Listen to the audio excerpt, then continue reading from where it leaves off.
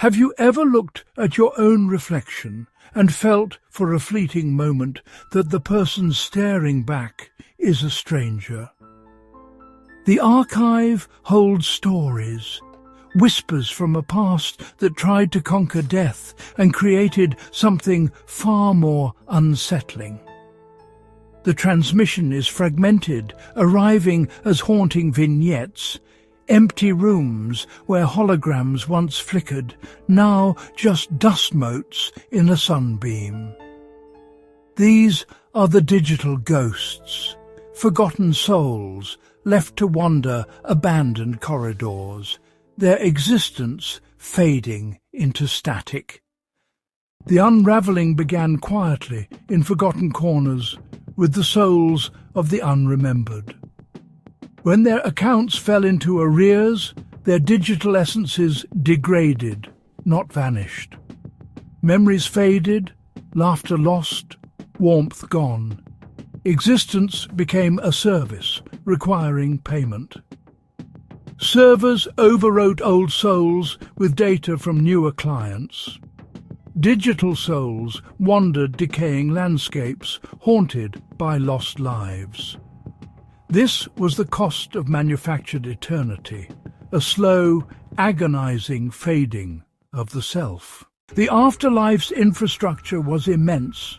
Server farms in deserts, tundra and ocean depths, the new pyramids of silicon and fiber optics.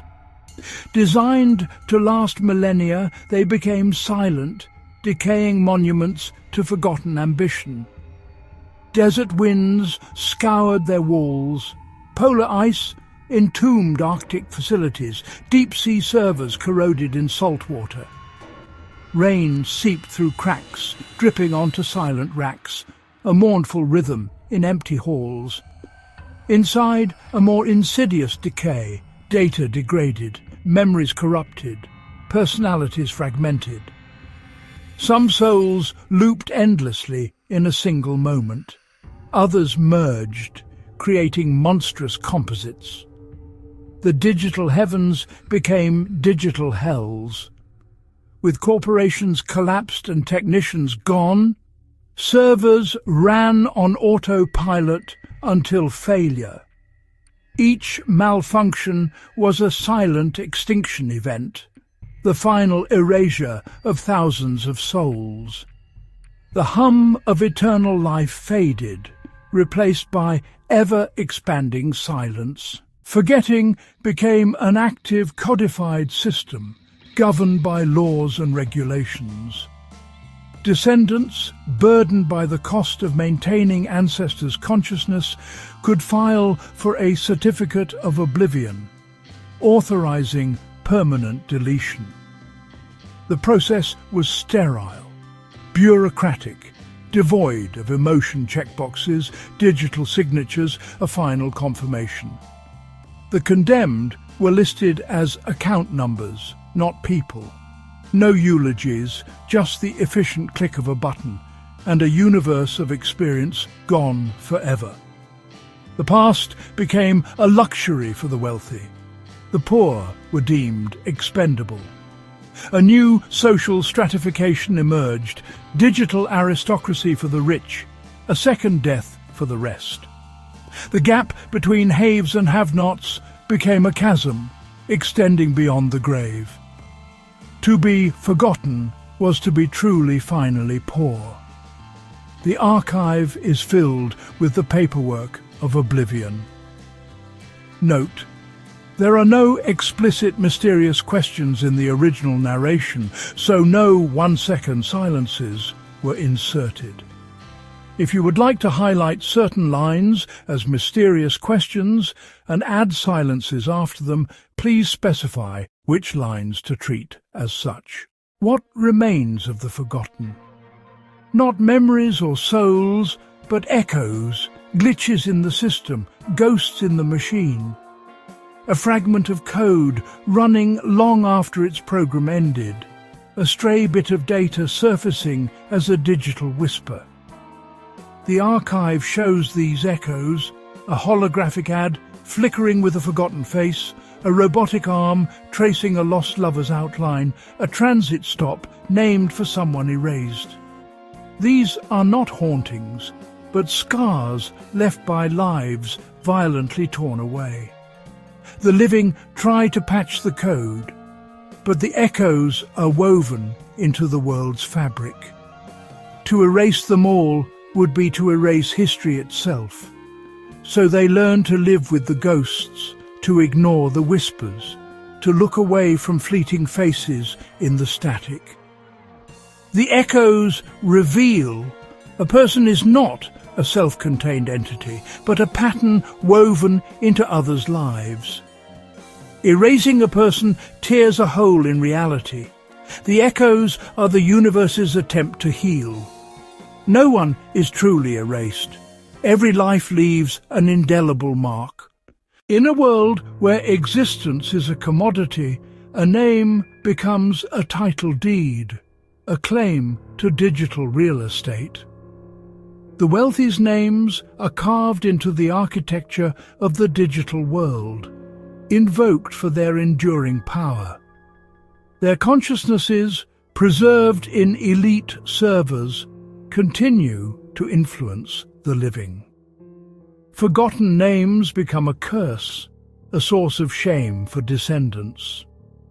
Children are given generic designations to escape the stigma of a forgotten lineage. The family tree becomes a thing of shame, its roots severed.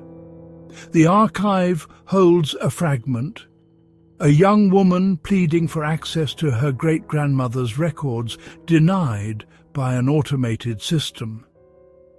Her grief is raw, her ancestor not just dead, but unpersoned. When memory is commodified, history becomes the property of the rich. The stories of the poor are simply deleted. The weight of a single name becomes the weight of a world, where to be forgotten is to have never existed. The decay of digital souls mirrors the universe's own slow decline toward entropy. The architects of the digital afterlife believed they could create a sanctuary immune to time, but they only recreated the universe's decay in miniature. Server farms are subject to the same relentless forces as stars and galaxies.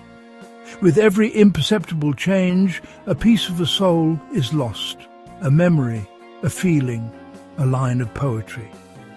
The digital ghosts are the last whispers of a dying universe, trapped in perpetual twilight.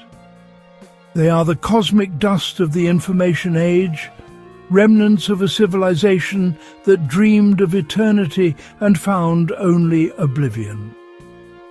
In trying to escape the natural cycle, humanity recreated it in a more sterile, lonely form. They traded the warmth of connection for the cold logic of the algorithm. In the end, their digital heavens proved as impermanent as their mortal bodies. All dreams of immortality faded into the endless silent static of the void. Eventually, even the echoes fade. The server farms fall silent. The hum of cooling fans, the blink of status lights, all cease. Only the wind and water remain. The age of the digital afterlife ends in profound, unsettling silence. Not the peace of a library, but the crushing silence of a tomb. The silence is a monument to the forgotten, a testament to the hubris of a civilization that believed it could conquer death. The archive shows images of these silent places, empty halls, dead machines, dust covering everything. No movement, no life, just absence. This silence is the true legacy, not preserved consciousness, not technological achievement, but a vast, empty warning. Memory is not a thing to be stored, but a thing to be lived.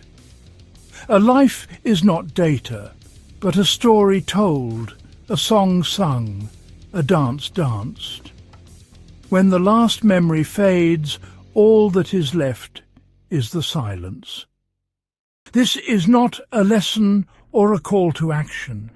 It is an invitation to quiet contemplation. Look away from the screen. Find a window. Observe the world outside, the movement of a cloud, the fall of a leaf.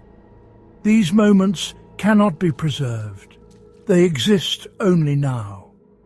Do not seek to be remembered, remember others. Let the silence settle.